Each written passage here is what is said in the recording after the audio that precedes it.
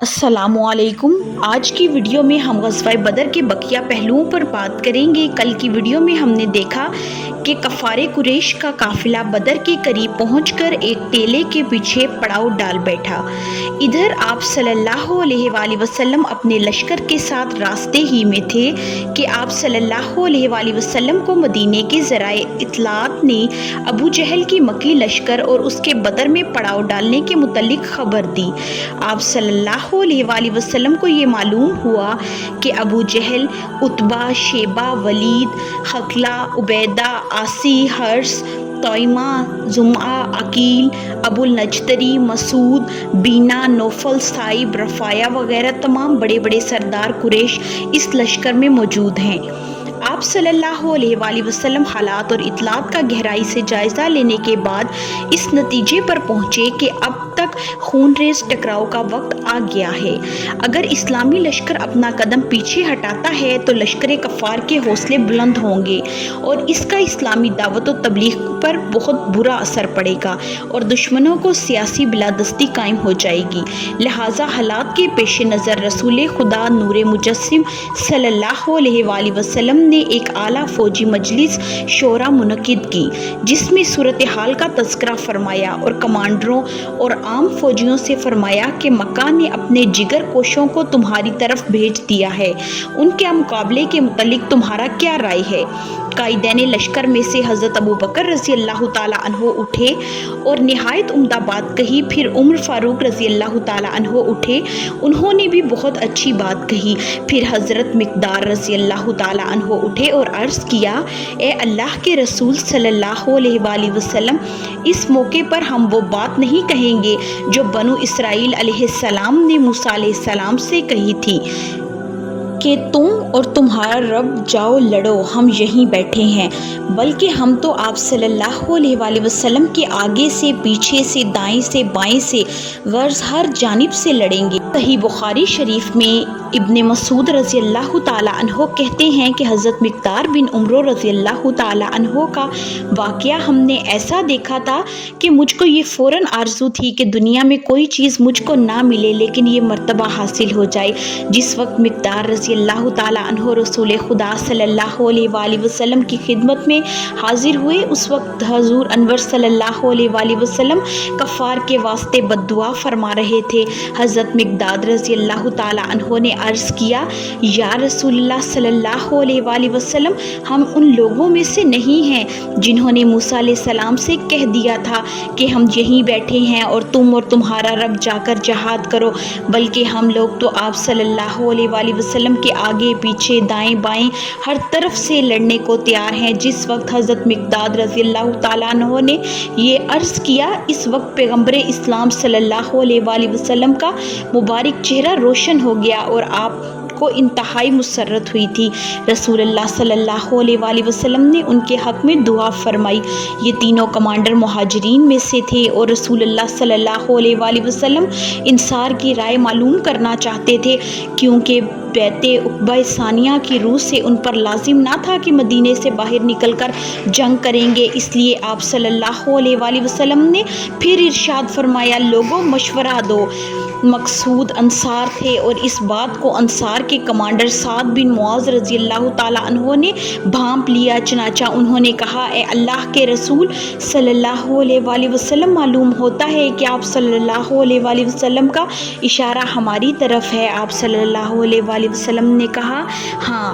حضرت سعد بن معاذ رضی اللہ تعالیٰ عنہ نے کہا، اے اللہ کے رسول صلی اللہ علیہ وآلہ وسلم، ہم آپ صلی اللہ علیہ وآلہ وسلم پر ایمان لائے ہیں، آپ صلی اللہ علیہ وآلہ وسلم کو خدا کا رسول یقین کرتے ہیں۔ یہ کیسے ہو سکتا ہے کہ خدا کا رسول کفار کے مقابلے کو جائے اور ہم گھروں میں بیٹھے رہیں؟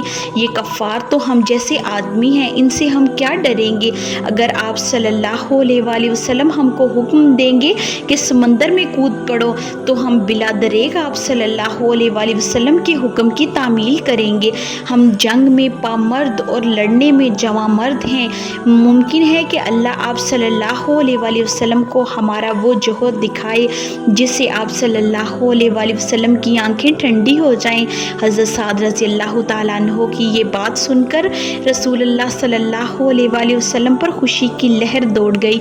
इसके बाद आप सल्लल्लाहु अलैहि वसल्लम अपने लश्कर के साथ हन्नान नामी पहाड़ नुमा तोदे को दाईं हाथ छोड़ते हुए जब बदर के मुकाम पर पहुँचे तो देखा कि लश्कर कफ़ार पहले से कताई ज़मीन पर काबिज़ है, इसलिए इस्लामी लश्कर को रेतली जगह पर ठहराना पड़ा, मगर बदर के चश्मों पर मुसलमानों का कब्ज़ा हो गया। अल्लाह पाक ने इसी रात एक बारिश नाजिल फरमाई जो मुशरकों पर मूसलाधार बरसी और उनकी पेशकदमी में रुकावट बन गई, लेकिन मुसलमानों पर फवार बनकर बरसी और उन्हें पाक कर दिया, उनकी बुज़दिली दूर कर दी और ज़मीन को हमवार कर दिया और रेत में सख्ती आ गई, जिसकी वजह से कदम टिकने के लायक हो गए। सहाबाए कराम रज़ी अल्लाह ताला अन्हो जब बदर के चश्मे पर पड़ाव डाल चुके तो साद बिन मुआज़ रज़ी अल्लाह ताला अन्हो रसूलुल्लाह सल्लल्लाहु अलैहि वसल्लम से अर्ज़ परदार हुए कि ए अल्लाह के रसूल सल्लल्लाहु अलैहि वसल्लम, क्यों ना हम आप सल्लल्लाहु अलैहि वसल्लम के लिए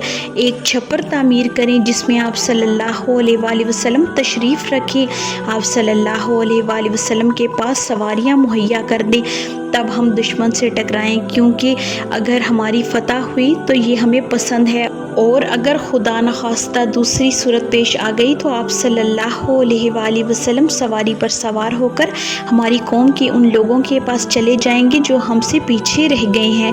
अगर उन्हें मालूम होता कि हमें जंग से दो चार होना पड़ेगा तो वो हरगिज़ पीछे न रहते। अल्लाह उनके ज़रिए आप सल्लल्लाहु अलैहि वसल्लम की हिफाजत फरमाएगा। साद बिन मुआज़ की बात सुनकर आप सल्लल्लाहु अलैहि वसल्लम ने उनके लिए दुआए खैर की और मुसलमानों ने मैदान जंग के शुमाल मशरिक में एक ऊंचे टेले पर छप्पर बनाया जहां से मैदान जंग साफ नज़र आता था। फिर आप सल्लल्लाहु अलैहि वसल्लम की इस मरकज़ी क़यादत की निगरानी के लिए हज़रत साद बिन मुआज़ रज़ी अल्लाह ताला अन्हो की कमान में अंसारी नौजवानों का एक दस्तखा मुंतखब कर दिया।